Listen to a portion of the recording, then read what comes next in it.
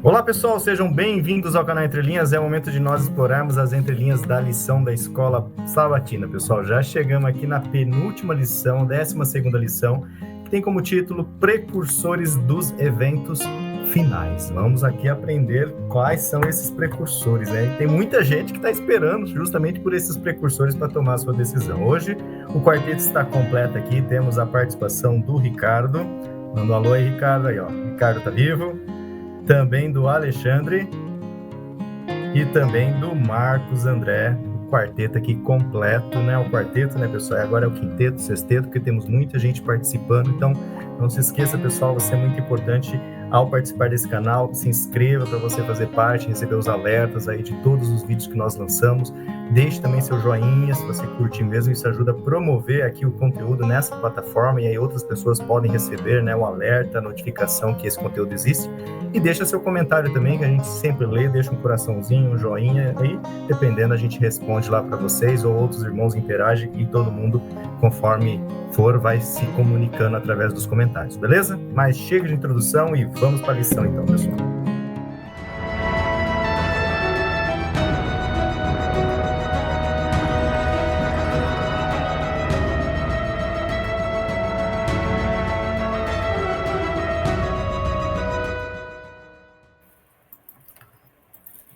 Bom, pessoal, antes de eu chamar aqui o Ricardo para a lição de sábado, eu queria deixar um alô para o pessoal que tem ajudado o canal aqui na plataforma do YouTube, principalmente. A Maria Campos, né, que estava comentando aqui, respondendo. Leda Maria Rigoni, Marcelo Eduardo Quintão, que participa conosco. Esmeralda Viana, inclusive estou na casa dela hoje, na casa da minha sogrinha. Kennedy também mandou um alô, Sandra Machado, Beth Souza lá de São Paulo, Josefa Ascenso, Vilmar Mundi, Virgínia Souza, Adriana Kuhn, sempre deixando um recadinho, né, Adriana? Regiane Alves também sempre junto conosco, a Natalice Santos Araújo, Pedro Virgínio, Helena, Tânia BR, Lida Maria Rigoni, deixando outro comentário aqui também, Célia Antônio, Márcia Campos de novo e Vera Simões, a Odílio, que é a primeira vez aqui em Odílio, deixando um abraço, Bete Costa Nascimento, Genésio Mioto, sempre conosco aqui, Renata Cristina, também Alzira Silveira da Silva, Hilda Pinheiro, mãe do Ian, um abraço, Ian, que sempre gosta de estar conosco aqui também acompanhando o conteúdo, Maria Feitosa, Sônia Almeida, Maria Feitosa de novo, Thales Thales Rocha, né? Marinalva Ferreira, Marcos Molina, Sônia Azevedo, Adneia Almeida, que é o último comentário que nós temos até o momento que nós estamos gravando. Pessoal, então muito obrigado por deixar esse alô, é muito importante essa sua interação, né, seu feedback sobre o conteúdo. Mas, antes de chamar o Ricardo, então, vamos, mais uma vez, chamar o Espírito Santo aqui para nos acompanhar nesse bate-papo sobre esses precursores do tempo do fim. Vamos orar? Senhor Deus, nosso Pai, nosso Criador, gratos somos a Ti, Senhor, porque nos deste aqui o sopro da vida, estamos em condições, ó Pai, de falarmos, de ouvirmos, de andarmos e de operarmos aqui essa plataforma, estarmos reunidos, ó Pai, para discutirmos um pouquinho mais sobre a Tua palavra, sobre mais uma lição, Pai. E essa lição não vem das nossas falas, mas vem direto do Espírito Santo. Então, ilumine a nossa mente nesse momento, ilumine a mente de cada um que ouve essa mensagem, para que possamos, ó Pai, a cada dia escolhermos o caminho certo, escolhermos estar mais perto de Ti. Mas somos imperfeitos, por isso estamos aqui, clamando a Ti, a Tua graça, a Tua misericórdia nos alcance a cada dia. Em nome de Jesus oramos. Amém, Senhor. Bom, então, Ricardo, chega aí, é com você. Bom, gente, vamos lá. Então, nós estamos agora na lição 12, que diz o seguinte: precursores dos eventos finais. O próprio título aqui já demonstra qual é a toada da interpretação do autor da lição, como que a gente também já estuda, já estamos na 12, já deu para perceber, né, gente? Mas pelo título, né, o que prepondera seria essa interpretação escatológica, né, dos eventos finais, né, do, do Velho Testamento. O verso para memorizar diz o seguinte: porque Deus não nos deu espírito de covardia, mas de poder, de amor e de moderação. Por que o autor da lição escolheu esse verso falando sobre coragem, sobre poder, amor, sobre moderação? Porque ele escolheu falar. Ele usa os nomes babilônicos, Sadraque, Mesaque e Abdenego, né? Eu prefiro Ananias, Misael e Azarias, os nomes deles mesmo, né? Porque isso aqui reflete, gente, essa questão dos nomes, e eu não sei por que no nosso meio nós temos essa mania de usar o nome babilônico, ao invés de usar o nome deles de verdade, mas essa prática por parte do governo, do Império Babilônico, é algo que se prolonga por muitos outros impérios, e algo até que contaminou, de certa forma, o cristianismo. E eu gosto de sempre fazer aquela puxada de orelha social para a gente, e vou fazer aqui de novo. Seguinte, gente, o Império Babilônico, ele tinha por prática pegar os príncipes, os nobres e dos povos que eram dominados e levar para as suas universidades. Isso nós vemos narrado no livro de Daniel, para introjetar em suas mentes, né, a cultura, podemos até dizer religião, mais a questão cultural mesmo, e depois colocá-los de volta para que eles exercessem uma certa liderança sobre aquele povo. Ou seja, eles eram, de certa forma, era inculcado neles o pensamento, a cultura, o modo de ver, a cosmovisão, como é muito comum se falar no nosso meio, a ideologia, como se fala muito na internet, dos babilônicos, e a mudança do nome era o primeiro símbolo disso. Agora, esse tipo de prática de dominação, ela não é exclusividade de povos ditos pagãos, né?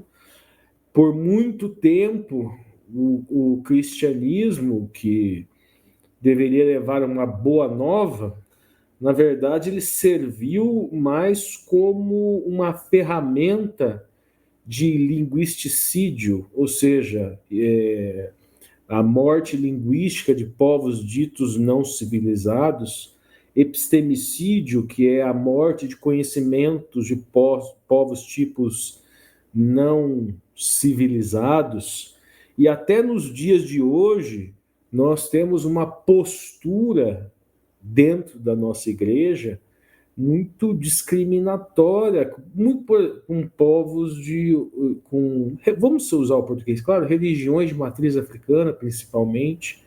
Nós temos esse tipo de postura com eles, esquecendo quem eles são, esquecendo que eles têm uma identidade, esquecendo que eles têm uma ancestralidade, que eles têm uma cultura que também deve ser respeitada. Levar o evangelho, levar a boa nova, eu entendo que o inimigo das almas conseguiu até uma coisa linda como uma boa notícia, transformá-la numa ferramenta de subjugação, de falta de misericórdia, falta de empatia, falta de consideração e falta de tantas outras coisas. Então, essa prática do Império Babilônico, vamos fazer o possível para que nós não estejamos reproduzindo isso no nosso meio. Muitas vezes a gente nem se apercebe, é uma coisa que vem lá da infância, que dificilmente alguém fala desse tipo de coisa do nosso meio, de respeitar, de respeitar a ancestralidade e a religiosidade de povos ditos pagãos, né? Mas vamos seguir aqui na ponta da linha, né? Primeiramente, examinaremos o relato de Sadraque, Mesaque e Abdenego, Ananias, Misael e Azarias, que tem paralelos com as questões retratadas no Apocalipse 13. O autor da lição fala desses paralelos. Eu não de forma definitiva, né? Talvez tentando aqui simular essa interpretação meio alegórica, mais escatológica, né, do autor da lição, tentar estabelecer um pouco desses paralelos aqui, né? Daniel 3 tem a imagem de ouro do rei Nabucodonosor, que era o imperador, o rei de Babel, imperador de Babilônia. Apocalipse 13 teria uma imagem da besta. Aqui teria um paralelo teológico, talvez forçando um pouquinho, tentando buscar um paralelo linguístico, não com Daniel 3, mas com o sonho de Daniel, porque Daniel sonha com bestas, ele sonha com animais, que também têm significados de impérios, né? Então daí poderiam se estabelecer esse paralelo aqui, meio alegórico e escatológico, entre Daniel e Apocalipse, a imagem da besta, né? E a alternância dos impérios. A autoridade política de adoração do rei da Babilônia, né? O rei da Babilônia, ele fez um decreto, né, de adoração, que fez uma estátua de ouro depois do sonho de Daniel, que vocês sabem, mas logo eu vou falar que sonho que é esse. Então, essa autoridade desse imperador, essa besta seria um símbolo de um império mundial no futuro, nos eventos finais. Adoração forçada a um ídolo através de músicas e através do decreto, poderiam ser através dos sinais, milagres e a coerção desse império, dessa besta, esse império mundial. A punição por não adoração, Daniel 3 tem a fornalha ardente, Apocalipse 13, morte, talvez uma exclusão econômica, fidelidade de Deus, no caso Daniel 3, os 3 jovens, Ananias, Misael e Azarias, no Apocalipse 13, os santos e os mártires, o povo remanescente. Aí houve uma intervenção divina, aquele quarto homem lá na fornalha, que poderíamos, talvez não Apocalipse 13 propriamente, mas aí Apocalipse 14, o cordeiro em pé no monte de Sião, e daí o livramento dos 3 jovens, né, seria a salvação dos fiéis no juízo. Poderíamos utilizar esse tipo de interpretação. Poderíamos ainda trabalhar uma escatologia ali, o campo da especulação, Nabucodonosor com o anticristo, alguma coisa assim, a imagem de ouro com a imagem da besta, fornalha com a grande tribulação. Mas, eu repito, não tem uma coisa, vamos ser sinceros, gente, não tem uma coisa assim definitiva, uma posição da igreja definitiva que faça esse paralelo e a gente diga assim, nossa, é isso mesmo. É uma coisa que ela vamos ser bem sinceros, uma coisa que não nós temos ali algumas interpretações dentro do adventismo mesmo, interpretações diferentes, dentro do protestantismo mais diferentes ainda. Nós já falamos da forma de analisar o Apocalipse, né? O preterismo, o historicismo, o futurismo. Essa questão do futurismo, principalmente na lição do historicismo, principalmente na lição dessa semana, ela se destaca por causa da alternância dos impérios, né? Agora a gente vai falar um pouquinho da estátua. Bom, todo mundo sabe, né? Uma coisa muito batida. Cabeça de ouro, Império Babilônico. O peito de prata seria o Império Medo-Persa, os Medos e os Persas, que sucedeu depois do Império Babilônico. Inclusive, nos dias de Daniel, inclusive na história do livro, a gente vê essa sucessão. Então, é uma coisa que a gente nem precisa tanto, é uma coisa que está ali no próprio livro de Daniel. Aí, depois, temos o Império Greco-Macedônico, que seria o quadril de bronze. Depois, nós teríamos as pernas de ferro, que seria o Império Romano.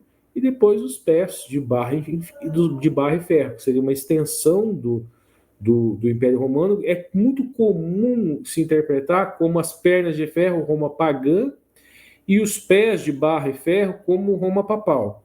E é muito comum também se interpretar essa questão do ferro que não se mistura com o barro. Se interpreta aqueles povos que não se misturam na Europa, né? Se faz aquela análise historicista dos povos godos, ostrogodos, visigodos, burgúndios, lombardios e tantos outros lá, que deram origem aos povos. E depois a pedra, né? Que seria, na interpretação cristã, que seria Jesus na segunda vinda, e na interpretação judaica seria o início da era messiânica. A interpretação judaica também trabalha com essa alternância de impérios, e nem por isso, e aí um detalhe interessante, né, gente? E nem por isso eles se arvoram, eles clamam o método historicista para eles, mas eles também fazem essa interpretação da sucessão de impérios e não clamam para si o método historicista. Nós é que fazemos isso, né? Então, não é só por causa da interpretação da estátua e da interpretação dos animais que o adventismo clama o método historicista, não. Vamos continuar aqui. Ambos os exemplos destacam uma coragem notável e apresentam chaves para encontrar paz e espírito mesmo em circunstâncias difíceis. Repetidamente, Jesus fez declarações como: não tenham medo, porque vocês estão assustados. No livro aqui o autor vai fazer um link com o livro de João e com o livro de Lucas. É importante lembrar que o foco da profecia é Cristo.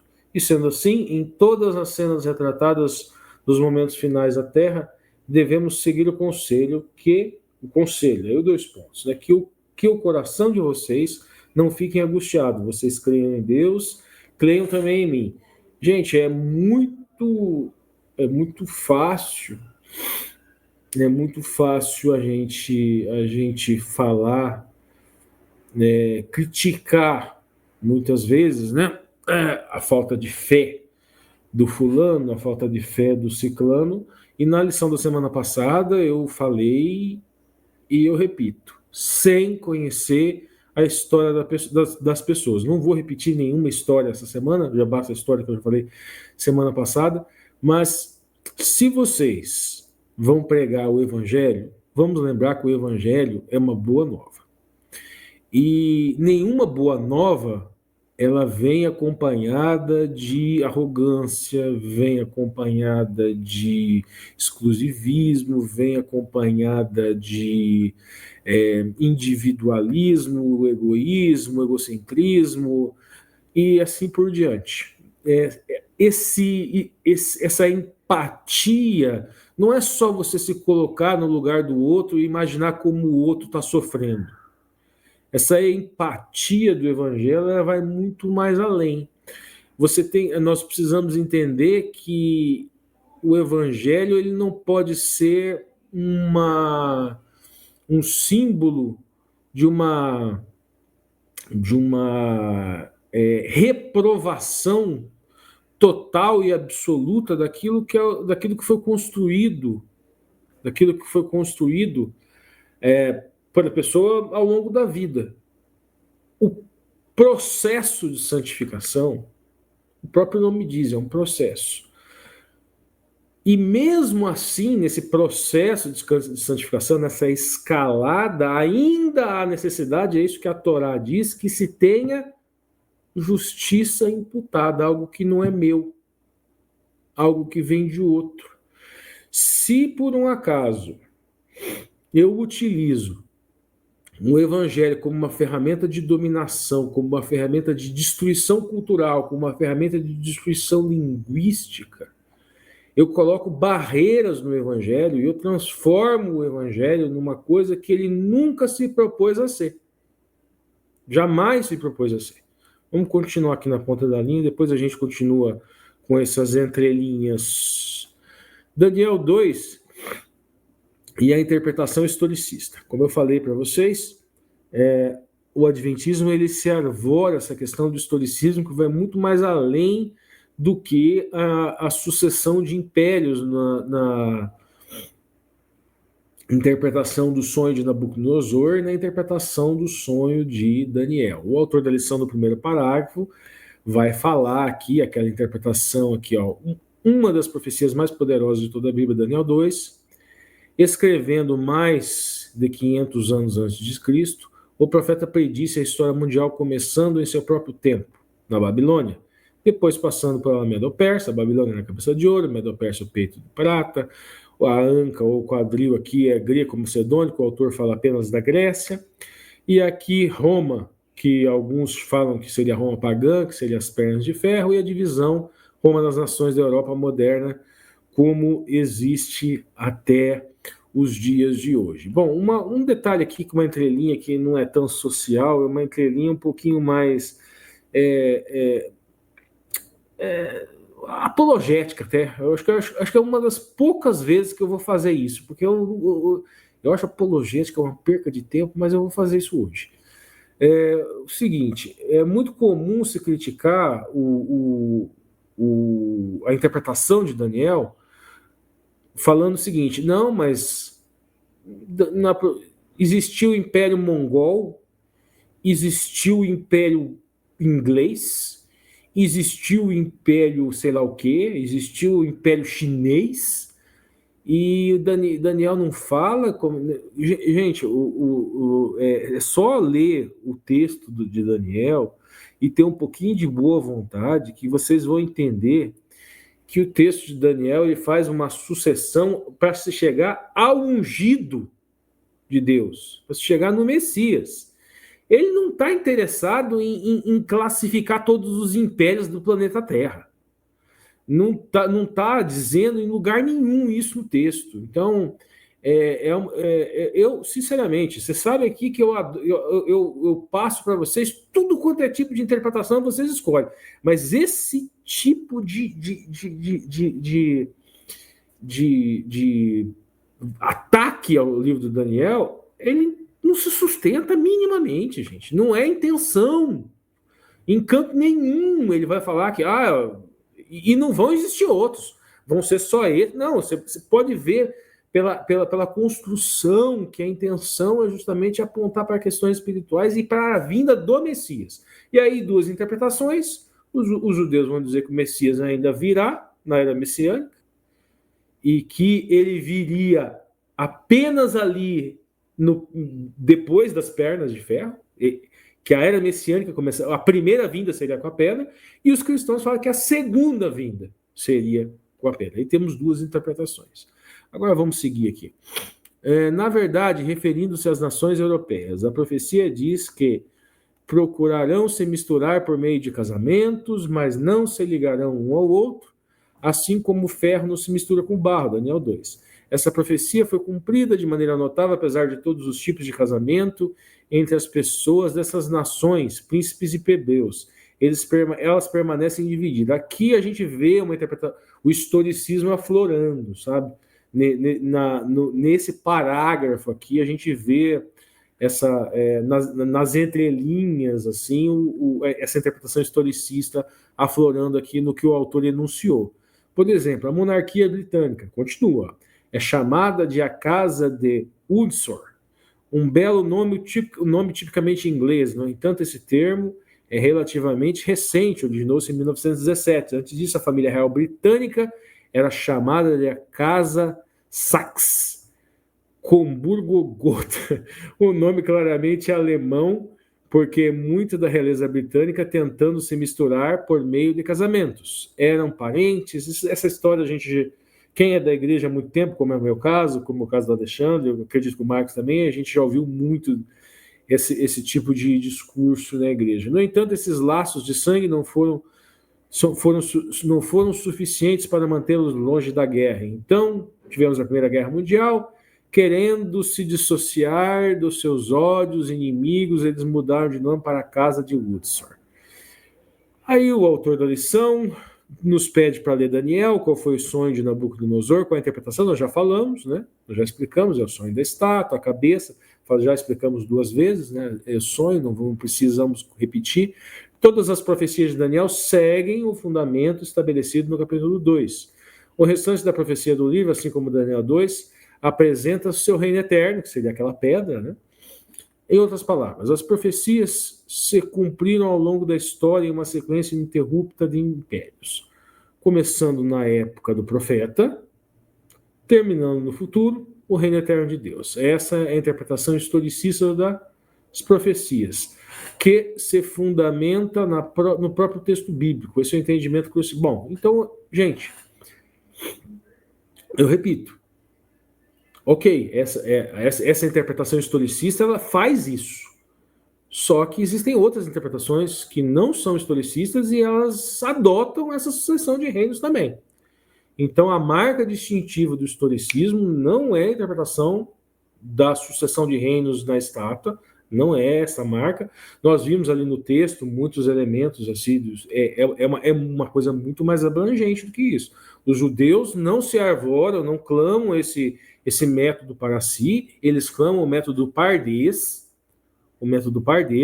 eles utilizam 4 tipos de traduções, uma primeira que é Peshat, tradução literal, depois a Remez, eles utilizam de uma análise alegórica, eles se utilizam do Drash, que seria onde ali entraria muitas vezes um pensamento onde você conecta os textos, você pode trazer até filosofia, pode trazer ciência, muita coisa ali se mistura nesse Drash, e o Sod, que é o método de você encontrar o oculto. Aí às vezes entra muita coisa, às vezes os caras encontram Adolf Hitler nos numerozinhos da pictografia, sabe? Entra uma série de coisas ali, mas tudo bem. Mas o método interpretativo historicista não tem exclusividade sobre a sucessão de impérios.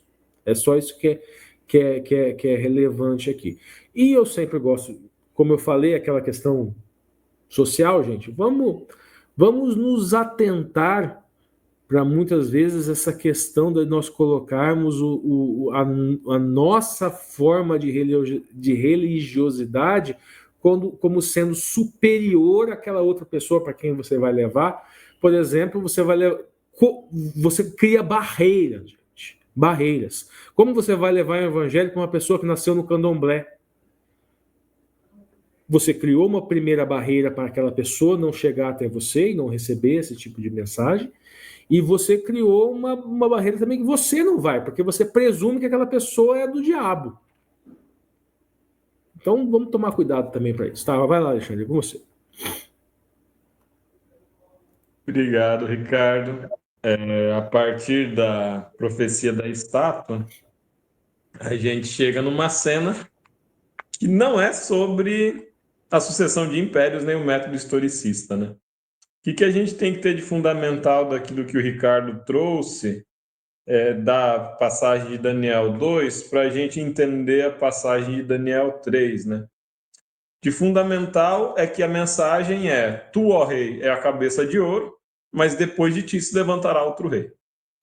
Então é a ideia de que na interpretação do sonho que Nabucodonosor tem com a estátua, o reino dele acabaria, teria um fim. Viria um outro reino depois, que era o peito de prata. E o Nabucodonosor, ele se revolta com isso. O Ricardo já começou a falar sobre isso no sábado antes, né? O Nabucodonosor se revolta com isso e fala: não, meu reino vai ser reino eterno, meu reino vai durar para sempre. Eu vou fazer uma estátua que vai ser a estátua inteira de ouro. Eu vou reunir todo o povo diante dessa estátua de ouro. Vai tocar uma orquestra, um monte de instrumento, de sopro, de percussão, de tudo. E vai todo mundo se ajoelhar, se prostrar e adorar essa estátua, que é a estátua inteira de ouro. Muitas vezes a gente lê esse texto pensando que a estátua ela era uma divindade, né? Ou representasse necessariamente alguma divindade. Até pode ser, mas o aspecto central aqui é que a estátua representa um projeto. E é um projeto de eternidade do Nabucodonosor. É o projeto de que vai passar tudo, mas ele não vai passar. E o reino dele não vai passar. E se a gente para pensar, do Nabucodonosor para hoje, todos os grandes projetos se pretendiam isso, né? Pérsia vai ser o reino que vai durar para sempre, acabou. O Império Macedônico de Alexandre o Grande vai ser o reino que vai durar para sempre. Não durou nem o tempo da vida comum, assim, porque o Alexandre morreu jovem. Roma, né? O império que vai durar para sempre, acabou. O Império Inglês se pretendeu durar para sempre, acabou. O Império Americano, os Estados Unidos, se pretendeu o império que vai durar para sempre, está decadente aí, caindo pelas tabelas. E uma certeza que a gente tem nesse mundo é da transitoriedade da vida e da transitoriedade dos construtos humanos, né? Tudo caminha para a deterioração e para a sua superação. A gente tem que olhar para nós mesmos e para a nossa própria finitude para que a gente não vire a nossa própria estátua de ouro, né? Às vezes a gente constrói uma vida e uma impressão de que a gente vai durar para sempre. E aí a gente vira a própria estátua de ouro. Eu não vou produzir, por exemplo, a autonomia ou a independência dos meus filhos porque eu quero eles sempre ligados a mim, sempre dependentes de mim. Eu sou a estátua de ouro dos meus filhos, né? A gente pode transformar a igreja numa estátua de ouro, achando que a igreja adventista é a igreja que vai durar para sempre, eternamente, que no céu vai todo mundo ser adventista, vai ter trimestral e quadrienal no céu e conferência da Associação Geral no céu. Segredo, não vai ter. Porque a igreja adventista vai passar também, senão a igreja adventista vira uma estátua de ouro, sabe? Então é assumir a transitoriedade do império. Só que o Nabucodonosor, no alto da sua arrogância, não entendia que ele era transitório, que seu império seria transitório também, né? Faz a estalta e põe todo mundo lá para adorar a estátua. E aí toca os badulaques e tudo, e Ananias, Misael e Azarias, eles estão em pé diante da estátua e eles não se prostram. E tem toda uma pressão ali, manda tocar de volta, agora vocês vão se ajoelhar, e eles não se ajoelham. E aí a gente chega na passagem ali de Daniel 3, 17 a 18, que é quando eles vão e cutucam o calo do Nabucodonosor, né? E nesse momento o calo do Nabucodonosor precisava ser cutucado mesmo. Eles falam o seguinte: Nabucodonosor, a gente sabe que a pena é pena de morte, a gente sabe que você vai jogar a gente na fornalha. Se Deus quiser, ele nos livrará. Ou seja, tu não tem poder sobre a nossa morte. Você pode mandar matar, mas se Deus não quiser, a gente não morre. Então, se Deus quiser, a gente morre também. É uma situação de entrega, né? E de abandono que eles se põem. Eles estavam numa situação que eles não podiam fazer mais nada por si. E o que eles podiam era escolher se eles vão manter a integridade, a fé e a noção de que o reino eterno era só o reino de Deus e de que o reino do Nabucodonosor ele ia acabar, ou eles se dobravam para o princípio e para o valor do Nabucodonosor e abandonavam a visão deles de reino eterno como reino de Deus, porque se o reino do Nabucodonosor for eterno, não tem lugar para o reino de Deus, né? Gente, se a igreja adventista for eterna, não tem lugar para a volta de Jesus, não tem lugar para o reino de Deus, não tem lugar para Nova Jerusalém. Então, vamos ter um pouquinho de humildade, né? Pode falar, Ricardo. Quer falar? Eu acrescento, né? Pode pôr mais que pareça estranho. Se o cristianismo for eterno, Cristo não vem. Vai lá. A volta de Jesus é a superação do cristianismo, né? Porque daí, finalmente, a gente tem só uma ovelha, um só pastor, e a gente vai estar no céu adorando a Deus, junto com Jesus. Então, legal, Ricardo, trazer isso, porque a volta de Jesus é a superação do cristianismo, como conhecemos. E aí eles falam para ele, se Deus quiser, ele nos livrará da sua fornalha, rei, mas se não, mesmo que Deus não queira, não serviremos os teus deuses, nem adoraremos sua estátua, rei. Então, reconhecem a soberania do rei, reconhecem que o rei é rei, mas eles reconhecem também que eles têm autonomia na crença. Eles escolhem crer em algo que é divergente do projeto do rei, e eles estão dispostos a morrer por isso. Então, eles fazem uma escolha ali que é uma escolha muito corajosa e que é uma escolha de muita integridade. Eles escolhem não adorar a imagem.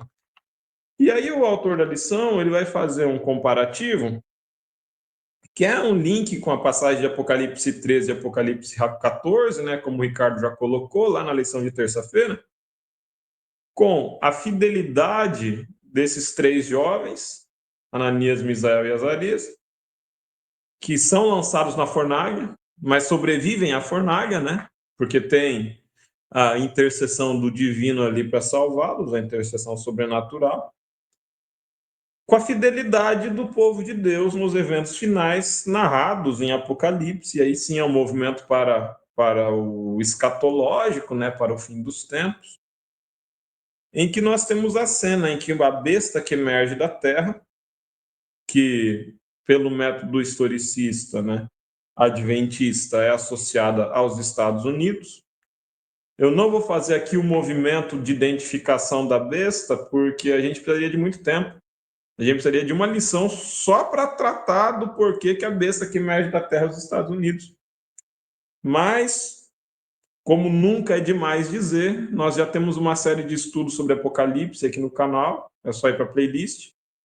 E a gente tem uma série de estudos sobre Daniel aqui no canal, é só ir para a playlist. São ali 2 cursos, praticamente vão ter aí umas 15 horas, 16 horas de curso de Daniel e de Apocalipse. Sugiro que deem uma olhada. Tem alguns erros ali, mas a substância central ela está correta e acredito que foi um material produzido com muito carinho, muito bem feito. Deem uma olhada lá. E agora, o que essa besta que emerge da terra, né, que é identificada com os Estados Unidos, faz? Ela seduz, ela exerce sinais, ela chega a fazer com que desça fogo do céu e ela exerce autoridade. Eu quero falar em especial aqui do fogo do céu, que eu acho que é interessante. Existem várias interpretações sobre o que seria esse fogo do céu. Desde uma interpretação mais literal, que fala que esse fogo do céu seriam as bombas atômicas, né? Então, o poder dos Estados Unidos de aniquilar cidades por meio da sua potência bélica nuclear. E tem uma interpretação espiritual que eu particularmente acho mais bacana, que esse fogo do céu que desce é uma emulação da manifestação do Espírito Santo. Sendo fogo um símbolo do Espírito, né? Lembrando que no Pentecostes o Espírito se manifesta na forma de labaredas de fogo sobre a cabeça das pessoas. Os Estados Unidos, vamos lembrar, é o berço do movimento pentecostal e neopentecostal, que traz consigo uma ideia de manifestação do Espírito Santo e que traz consigo também uma doutrina dispensacionalista e que traz consigo uma doutrina de uma igreja triunfante durante o milênio, que é em si também, em alguma medida, a construção de uma estátua de ouro também, né?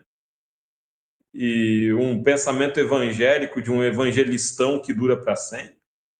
Então, para você, irmãozinho adventista, que se considera irmão do meio evangélico e que abraça a bandeira da causa evangélica como se nós fôssemos um com os neopentecostais e pentecostais, lembre-se que nós temos uma vertente profética bem crítica ao pentecostalismo e às manifestações espirituais que nascem nos Estados Unidos ali na transição do século XIX para o XX, e que nós lemos desde o momento em que elas estavam acontecendo com muita criticidade. Vamos lembrar que o pentecostalismo ele bateu na porta da igreja adventista, inclusive com manifestações espirituais que aconteceram em algumas campais ali, próximo aos anos 1900, com um processo de apostasia de algumas lideranças da igreja na época, que inclusive vão sair da igreja depois, vão ir para uma vertente espiritualista bem problemática ali. Só que além de fazer esses sinais, além de fazer descer fogo do céu, além de exercer uma autoridade política, religiosa, moral, e os Estados Unidos fazem muito isso hoje, né? Se apresentam como o xerife do mundo. Todo mundo é ruim, só eles que são bons. Todo mundo está errado, só eles que estão certos. Todas as culturas são erradas, a deles que é superior. Isso está manifestado na história dos Estados Unidos desde o Destino Manifesto, sabe? Desde o processo de marcha para o oeste no século 18, 19. Então, tá assim, entranhado na cultura estadunidense de uma forma muito profunda. E agora esse poder religioso, ele exige, né, a colocação de um sinal na mão e na fronte, na mão e na testa. Ele limita o direito de compra e venda. E aí, assim, gente, porque fronte, porque na testa, né, e na mão, a explicação mais aceita, mais difundida na Igreja Adventista, na sua interpretação profética, não vou entrar aqui em outras diversas interpretações, né, vamos na mais disseminada, é que a marca na testa ela tem a ver com conhecimento e aceitação racional, e a marca na mão tem a ver com uma ação prática, laboriosa, com trabalho, né? E aí o poder de compra e venda, gente, pensar que é um país, é um Estado-nação que controla uma moeda fiduciária, que controla, inclusive, as relações econômicas no planeta Terra, se a gente parar para pensar, por meio do sistema SWIFT, né? Então é um país que hoje determina quem pode comprar e quem pode vender, que país que pode comprar, que país que pode vender por meio do monopólio do padrão dólar, né? E que está querendo fazer guerra com o resto do mundo inteiro agora, na presidência do Donald Trump, porque o resto do mundo está querendo negociar nas suas moedas nacionais. Então, a gente já está vendo o país, que é a besta que emerge da terra, querer exercer poder por meio da sua moeda contra o resto do mundo para impedir países de comprarem ou venderem. Então, já está presente aqui o Apocalipse 13, né? Falta pouca coisa. É um país que se propõe emitir juízo sobre o mundo, só que o texto de Apocalipse 13 vai falar que ele é quem vai receber juízo.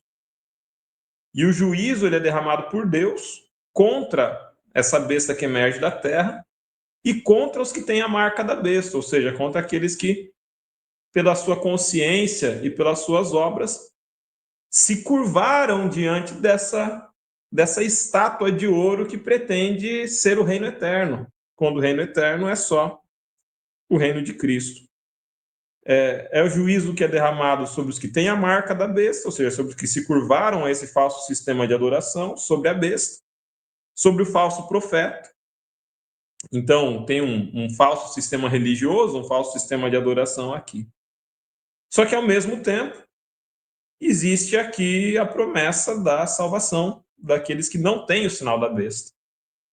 Aí é aqueles que mantiveram-se perseverantes, aqui está a perseverança dos santos, né, os que guardam os mandamentos de Deus e a fé em Jesus. E a gente vai ter essa cena que está descrita bem aqui em Apocalipse 13, se repetindo com elementos dela, se apresentando novamente, né? Em Apocalipse 14, quando fala de um juízo, né? Se alguém adora a besta ou a sua imagem, então essa pessoa vai ser participante do seu juízo também, em Apocalipse 14, em Apocalipse 16, em Apocalipse 19, em Apocalipse 20, sempre vai estar retornando a essa ideia de um campo de decisão. Estamos todos diante da estátua da imagem, da estátua de ouro, assim como Ananias, Misael e Azarias.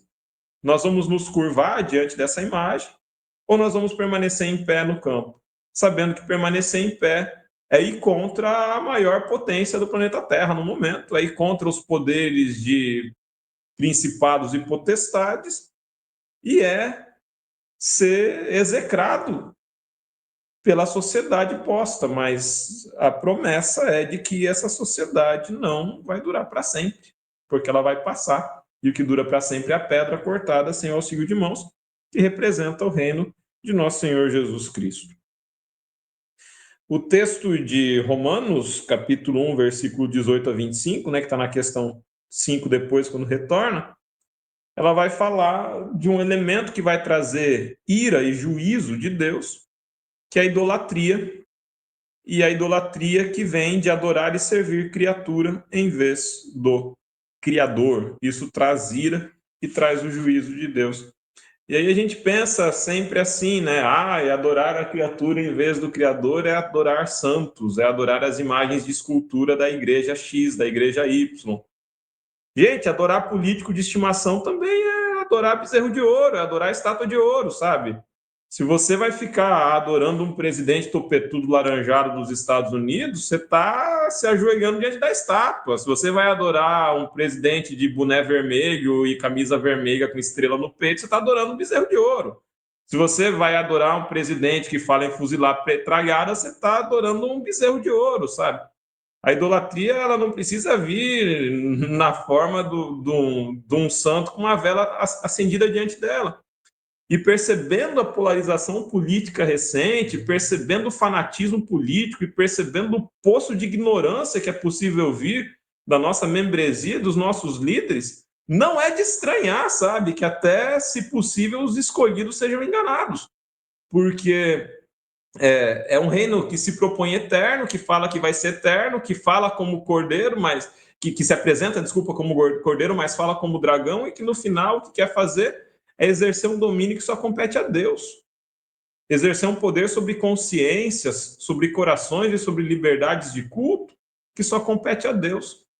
Então, cuidado quando nós estivermos diante da estátua para nos ajoelharmos, porque às vezes se ajoelhar diante da estátua é bem sedutor e pode parecer totalmente em conformidade com as nossas crenças. Mas lembra que a gente só se ajoelha diante de Deus. Então, mesmo que a estátua esteja condizente com as nossas opiniões e inclinações e preconceitos políticos, não se ajoelhe diante da estátua, meu irmão, quando chegar a hora. E passo a bola para o Marcos André, lição de quarta-feira. Isso aí, obrigado, Alexandre, muito bom. E dando continuidade, então, na parte de quarta-feira, fala sobre perseguição à igreja apostólica, né? Que é como se fosse uma maquete daquilo que ainda está por vir. Eu até algum tempo atrás eu estava estudando ainda sobre a questão da perseguição, né? Porque eu acreditava que a perseguição prevista na Bíblia ela já havia acontecido na Idade Média, né? Eu falei aqui outro dia a respeito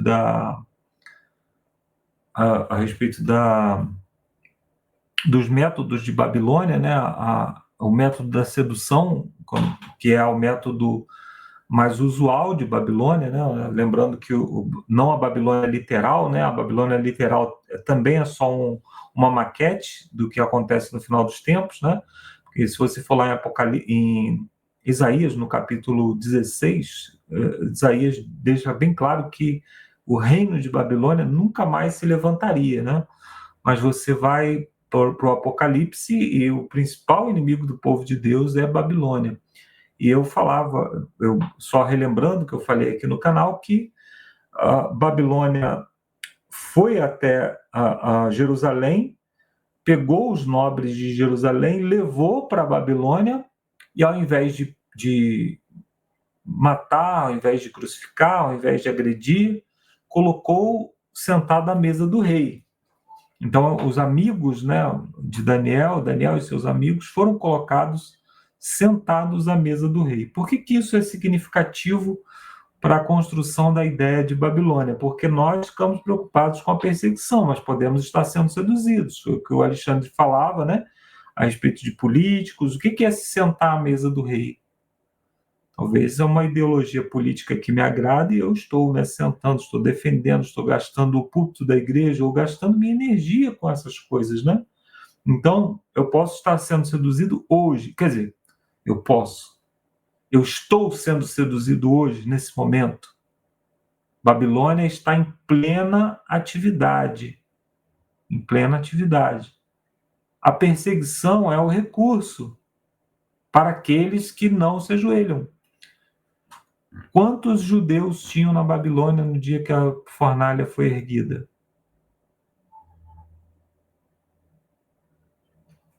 Quantos foram jogados na fornalha?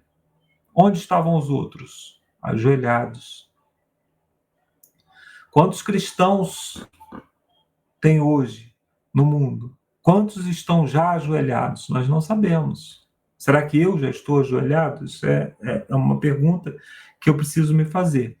Então, a perseguição virá, sim, aí a conclusão, né, do estudo que eu dizia anteriormente, é que depois da morte, a Apocalipse 13, né, fala que depois da morte é a ressurreição da besta, da primeira besta, é que vem a perseguição. Então a perseguição está no nosso horizonte ainda, né?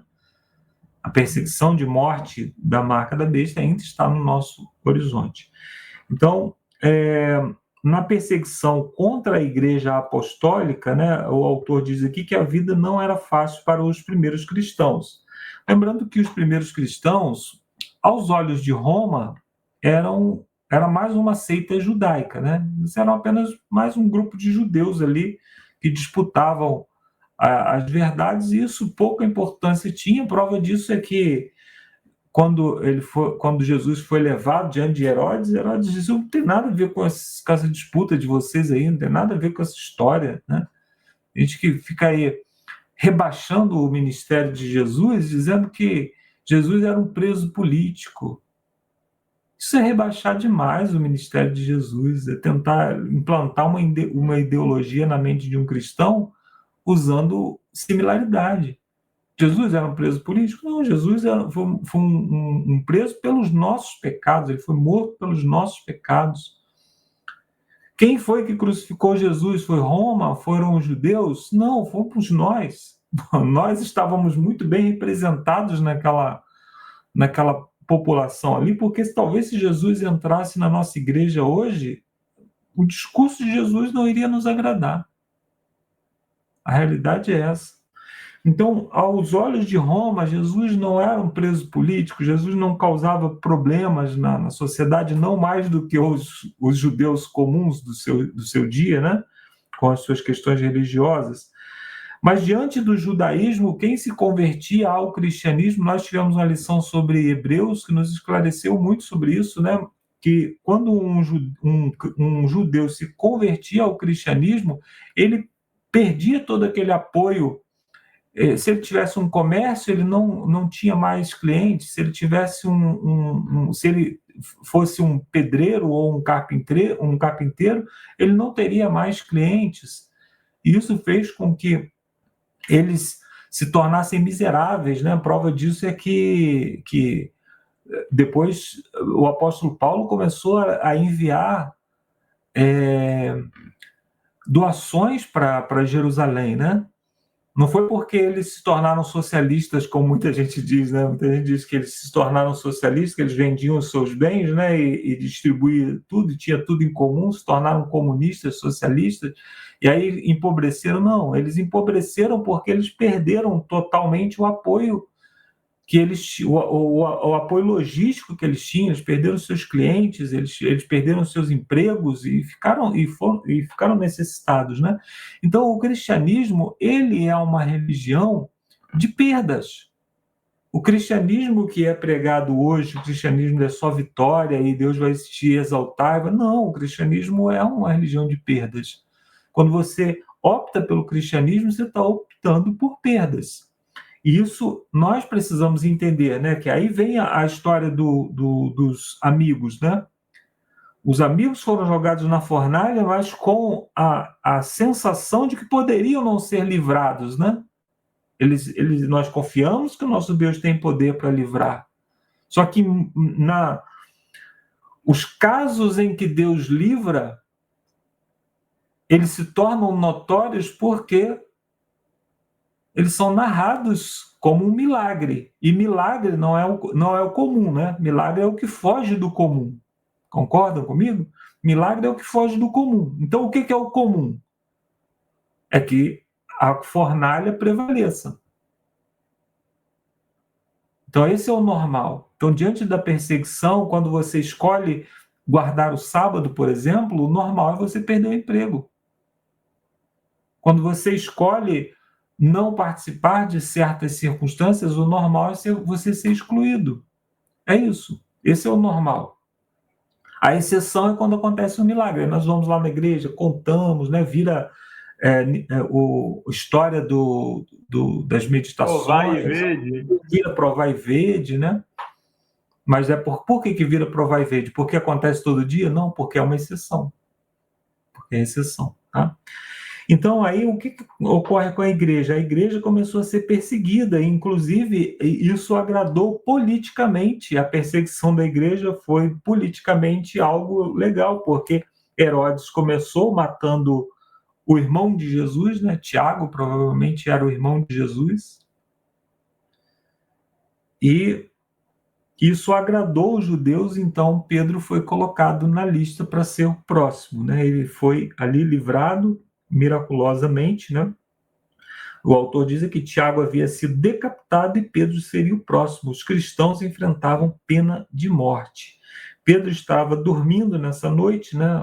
A noite que poderia ser a última da sua vida, e ele foi libertado miraculosamente, se dirigiu a uma reunião de crentes. Aí o autor aqui faz até uma brincadeira, né? Que eles estavam orando pela liberdade de Pedro, e quando Pedro chegou lá, ficou todo mundo admirado, né? A história da menininha que levou o guarda-chuva, né? Foi a única que levou o guarda-chuva para orar pela chuva, né? Então, alguns crentes foram livrados, mas a maioria, né, não passou por isso. Nós temos aí o massacre de São Bartolomeu, nós temos os valdenses, né, que foram quase extintos, né? Nós temos muitas histórias que nem foram contadas porque o povo não sobreviveu para deixar vestígios da sua história, né? Então a história acontece dessa forma. Então aí o autor termina aqui com uma citação, né, de Ellen White, falando que em virtude, que em verdade, ou melhor, começa com a citação de Jesus, mas depois vai para a citação de Ellen White, que vai ser na parte de quinta-feira, né? Em verdade, lhes digo que quando era moço, você se cingia e andava por onde queria, mas quando você for velho, estenderá a mão e outro te cingirá e te levará para onde você não quer. Isso aqui, palavras de Pedro, líder da igreja, né?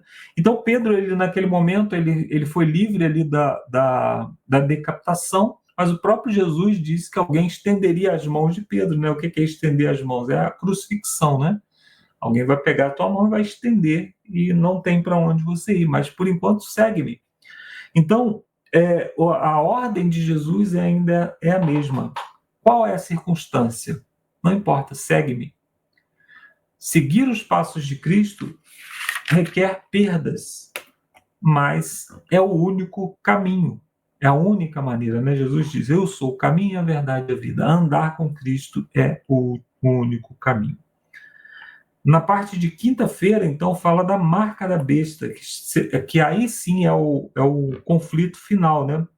À medida que os anos passam, eventos finais, como o decreto de morte e a marca da besta, ainda não aconteceram. Algumas pessoas expressam dúvidas, até mesmo ceticismo sobre a interpretação dos eventos finais, incluindo a centralidade do sábado e do domingo no conflito final. Então, profecia, quando ela não aconteceu ainda, né, ela pode acontecer de muitas maneiras, né, mas a ideia é que nós não devemos criar interpretações, criar meios para dizer como as coisas vão acontecer. Nós sabemos que Jesus disse que isso seria um sinal para que, quando acontecesse, pudéssemos crer. Então, o que nós precisamos ter como algo muito bem estabelecido é que o Apocalipse é claro. No final, ou adoramos ao Criador ou adoramos a imagem da besta. Se eu perguntasse para você aqui hoje,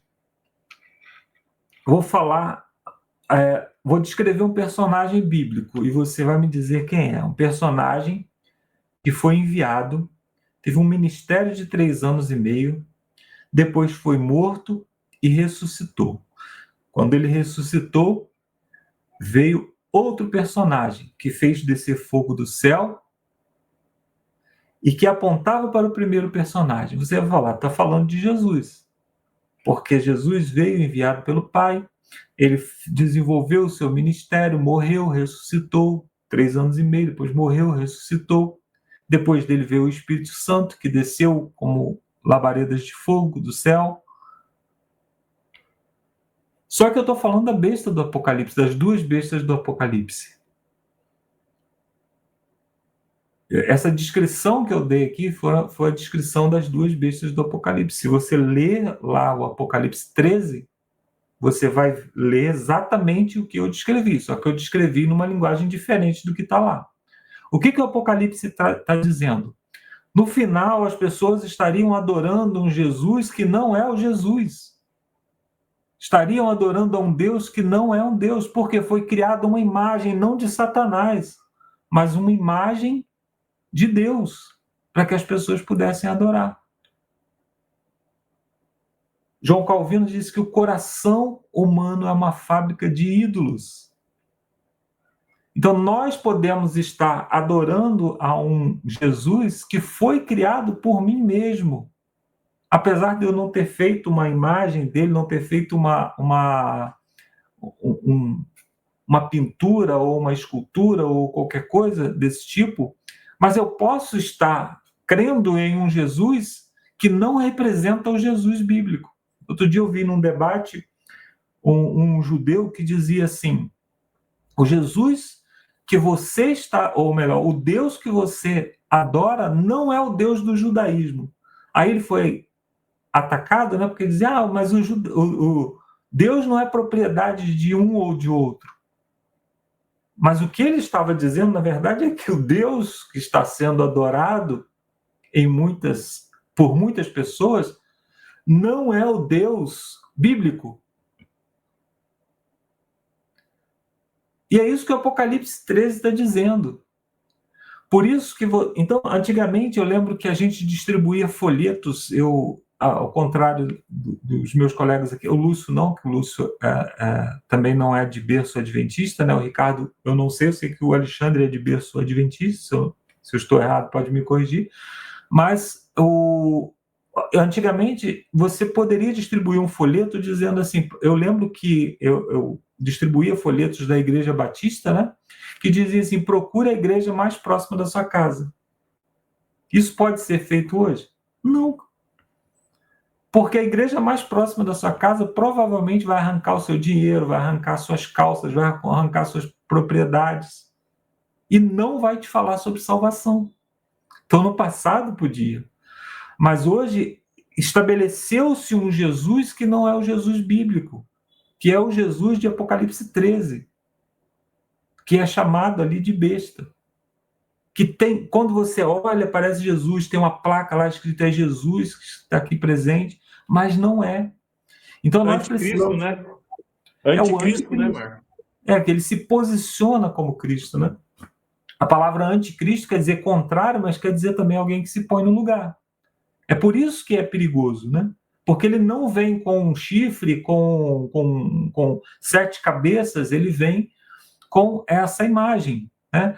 Então, quando nós falamos de um Cristo que tem nome de Jesus, mas que não tem características do Jesus bíblico, nós já estamos contaminados, nós já estamos adorando a um outro ser, a um outro Deus.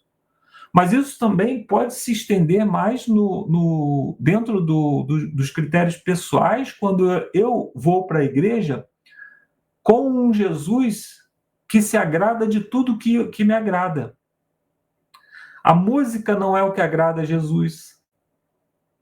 A pregação não é a que agrada a Jesus. A liturgia do culto não é a que agrada a Jesus. As pessoas que estão lá na frente não agradam a Jesus. Aí quando eu chego em casa, eu olho no espelho e olho Jesus. Jesus, na verdade, sou eu. Eu estou lá defendendo o meu gosto e não o gosto de Jesus. Percebe? Que eu saí do mundo onde eu era egoísta e queria que tudo fosse feito da minha forma, do meu jeito, da minha maneira de pensar. Eu pago porque eu quero do meu jeito. Aí eu me converto e vou para a igreja com esse mesmo espírito, agora com roupa de crente. Então, nós precisamos tomar cuidado porque o coração humano é uma fábrica de ídolos e nós fazemos ídolos à nossa imagem e semelhança. Quando eu penso que Jesus gosta de tudo que eu gosto, pensa como eu penso, vive na minha casa, o Jesus não é Jesus, o Jesus sou eu. Por isso que nós precisamos tomar cuidado. Então, o sábado ele tem uma centralidade, sim, mas a adoração tem uma centralidade no final. O Apocalipse 13 é sobre a adoração, sobre quem eu estou adorando. É isso que precisa ser discutido no Apocalipse 13. É quem é o Senhor da minha vida. Quem determina as leis que regem a minha vida. Quem determina como eu ando, como eu me visto, como eu falo, como eu penso, que posicionamento eu vou ter diante da sociedade. É sobre essa questão que está sendo tratada ali. Aí o autor fala aqui sobre Mateus capítulo 12, que é a cura de um homem com a mão ressequida, e também João capítulo 5, versos 1 a 16, que também fala de uma cura que aconteceu no sábado. E o autor, então, começa dizendo que a tradição criou uma maneira de guardar o sábado que não era a maneira como Deus se agrada que fosse guardado. Por quê? Que nós sabemos que não era? Porque ela entrava em contradição com o próprio Deus ali presente. Ela estava na contramão daquilo que o próprio Deus estava fazendo. Então, qual é a medida de adoração? Qual é a medida de obediência? Qual é a medida que eu preciso ter para vencer na batalha final? A medida é Cristo. Cristo é o diapasão que deve afinar o meu cristianismo. A maneira como eu guardo o sábado deve ser a maneira de Cristo. A maneira como eu trato o pecador deve ser a maneira de Cristo. A maneira como eu trato o homossexual, a pessoa do candomblé, como o Ricardo disse, a maneira como eu trato as pessoas que estão ao meu redor, minha família, é a maneira de Cristo. Se Cristo não norteia todos esses eventos da minha vida, eu estou adorando a um Cristo que eu mesmo criei na minha fábrica de ídolos. Então nós precisamos observar, e aí nós já estamos indo para o finalzinho dessa lição, né? Tudo que nós aprendemos aqui, o quanto isso nos aproxima de Cristo, nos aproxima do caráter de Cristo, da maneira como Cristo tratava as pessoas, da maneira como Cristo ensinava as pessoas, dos propósitos de Cristo em relação às pessoas. É isso que deve nortear o meu cristianismo. Se não for assim, eu estou ao lado da besta, ainda que esteja guardando o sábado, ainda que esteja devolvendo o dízimo, ainda que esteja fazendo a lição da escola sabatina. Lúcio? Vamos lá, então. É isso aí. Nós estamos adorando o próprio ídolo, a estátua de ouro que já foi citado, né? Ou seja, é fácil o ser humano se endeusar. Bom, nas perguntas aqui para consideração de sexta-feira, pessoal, o autor pede assim: leia 2 Timóteo, verso 1:7, que aspecto das profecias mais o preocupa e como nos livrar do medo e ver esperança nas profecias. Aqui no Timóteo, né, 2 Timóteo, capítulo 1, verso 7, diz assim, ó, porque Deus não nos deu o quê? O espírito de temor, mas de fortaleza, de amor e de moderação. Sabe, olhando como a Bíblia retrata que toda essa grande ilustração, né, de Deus sobre o contrato de casamento, né, acho que é Ketubá, se eu não me engano, o Ricardo aqui é o nosso consultor de hebraico, né, o nosso contrato de casamento, ou seja, como Cristo, nós já falamos na semana passada, né, como Cristo nos convida para ser a sua noiva, né, para casar, e a igreja é a noiva de Cristo. Eu penso assim, realmente, quando não sei quem já casou aqui, né, acho que todos nós já passamos aqui pelo casamento, o quarteto aqui, mas não sei se vocês lembram dos preparativos para o casamento. Traz ansiedade, traz medo, traz incerteza muitas vezes, mas mesmo assim, né, devido ao amor, fortaleza, moderação, a gente segue nos preparos, porque a gente espera o grande dia, né, o dia do casamento, o dia que a gente vai estar realmente com a pessoa que nós escolhemos, né, para viver e seguir a nossa vida. Então, há uma certa ansiedade, há um certo medo, certo, né, tem certas incertezas, né, mas a gente segue firme e forte. Então, o autor fala assim, né, que aspectos da profecia mais preocupam você, né, como livrar do medo e ver esperança nas profecias. Eu acho assim, quando você vê o amor que Deus tem por nós, E saber, né, até no off aqui, né, a gente estava conversando com o Ricardo, a gente estava batendo papo aqui antes da gente começar a gravação, o Ricardo falou, poxa, que mundo, né, e outras palavras aqui, e a gente falou, não, realmente, esse mundo é uma tragédia, esse mundo aqui, misericórdia, ele desanima a gente. E as profecias vêm justamente nos dizer que nós não vamos ficar aqui eternamente, que a nossa geração, não sei se Jesus volta agora, se volta na próxima, daqui a 200 anos, mas tem um fim, ou seja, tem um plano maior, tem um final preparado para cada um que escolhe, né, estar no caminho com Cristo. Então, assim a gente se livra, né, do medo, do temor, né, a gente começa a ver mais esperança, né, na palavra de Deus, do que propriamente ficar temendo, né? Ah, mas o final do o mundo vai acabar, o mundo vai acabar. Graças a Deus, eu mesmo não vejo a hora desse mundo acabar para que realmente o plano de Deus se concretize, finalize, né, e possamos viver aí o que Jesus tem preparado para nós, longe, né, do mal, da tendência do mal, dessa origem do mal. Segunda pergunta, se alguém quiser falar alguma coisa aí, dá uma erguida na mão, tá? Eu coloco aqui. Segunda pergunta, pode ser difícil ver como o sábado e o domingo se tornarão o centro das atenções no fim, mas o mundo pode mudar. Devemos basear nossa fé em eventos que podem mudar em um instante ou unicamente na palavra? Né? Acho que é uma pergunta retórica e rebusca aí as nossas falas da semana anterior, né, das pessoas que estão esperando alguma coisa extraordinária acontecer para tomar sua decisão.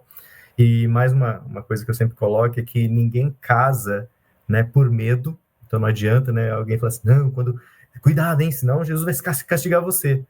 Né, na analogia novamente, ó, senão, ó, cuidado, hein, você não vai casar com Jesus. Mas espera aí, né, tem que ficar pondo medo, né, o casamento é por amor, o casamento é por aceitação, compreensão, e não por medo.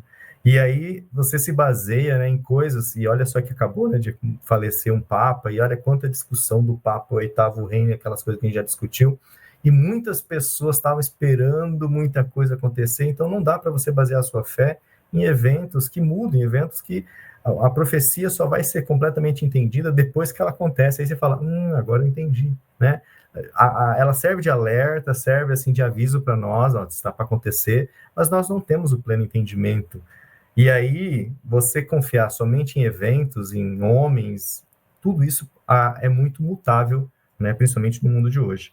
Eu creio que sim, estamos no tempo do fim, a palavra de Deus diz isso. Os eventos que estão acontecendo aí, né, estão mexendo com o mundo.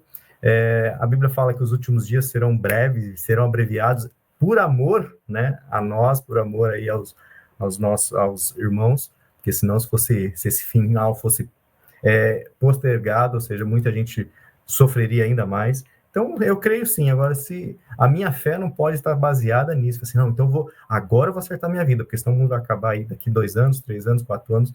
Não é assim, pessoal. Acho que a nossa vida tem que estar no caminho, sempre, andando no caminho, com chuva, com sol, com neve, com tempestade, temos que estar no caminho.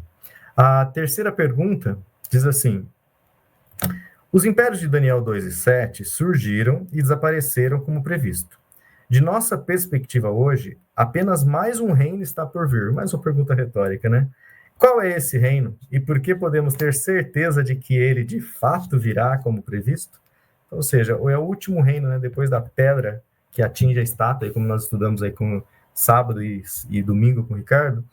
O último reino que está para vir agora, pessoal, não vai ter mais o otomano, não vai ter império inglês, como o Alexandre colocou aqui, não vai ter mais esses impérios.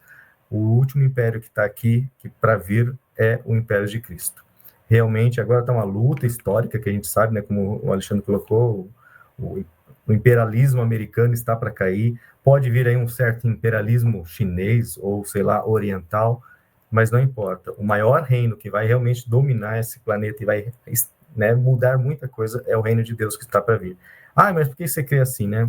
Eu creio porque Atos lá registra, né, quando os anjos falaram assim, varões, porque estão olhando aí para o céu, este Senhor que viste subir, virá da mesma forma que vocês estão vendo agora. Então eu creio nessa passagem, né, que Jesus volte. O meu desejo, com certeza, é o desejo seu também, é que esses olhos possam, né, contemplar e ver esse evento, mas independente disso, que eles possam, se não prestigiar esse evento, mas que eles possam descansar no Senhor, e aí sim poder ouvir a voz do Senhor, né, vai, levante, né, e vamos para casa.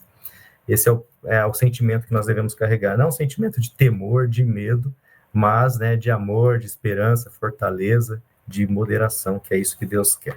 Que o Evangelho traga cada vez mais alegria de viver. Claro que ele nos traz muito conhecimento, e conhecimento às vezes acompanha de tristeza, porque você começa a ter conhece muitas coisas, entende muitas coisas e entende ainda mais o quão cruel é esse mundo. Eu sei que esse conhecimento às vezes nos traz tristeza, mas que você se force ou se segure na alegria que o conhecimento te dá, por você saber que Jesus, né, prometeu algo muito bom para nós, para todos nós. Bom, esse é o nossa última lição por aqui, e nos vemos então, pessoal, na última lição, sim, agora do trimestre, Imagens do Fim, 13º vídeo, e aí já aproveito para mostrar aqui a nova lição para aqueles que chegaram até aqui. Vamos ver se não bate a luz aqui, ó. Vamos estudar o livro de Êxodo, né? Mais uma lição que vai pegar aqui um livro inteiro para nós estudarmos. Então, se preparem para a nova série, estaremos aqui, se Deus quiser, nesse novo formato que deu certo, né, nessa série, e vamos mantê-lo aí na próxima série também, nesse novo formato. Vou convidar agora, então, o Marcos André, para que nós possamos nos despedir com uma oração. Isso aí, boa lição, né? Ficou faltando só uma coisinha, né? Um aforismozinho que eu queria trazer da lição, né? Só para fazer um fechamento, né? Dessa lição mesmo. É que eu falava do ídolo, né? Que nós construímos, o ídolo de nós mesmos, né? E se você pensar, a estátua de Nabucodonosor não era um ídolo, não era um deus, era ele. Era ele falando, não, meu reino não vai passar.